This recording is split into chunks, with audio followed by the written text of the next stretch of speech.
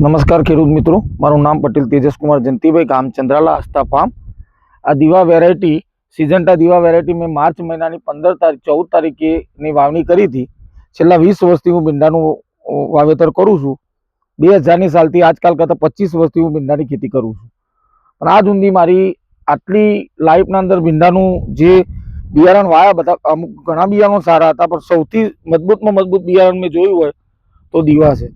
એનું પહેલું તો ખાસિયત એકદમ ટૂંકો ડિસ્ટન્સ છે, એકદમ સરસ સિંગ આવે છે। માર્કેટના અંદર બી બહુ જોરદાર વેલ્યુ છે એની, એકદમ ઝડપી વેચાઈ જાય છે, સારો ભાવ આવે છે।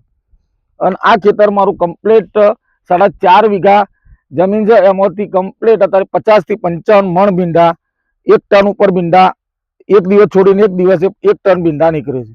એટલે રોજના 25 મણ ભીંડા અમે વેણીએ છીએ।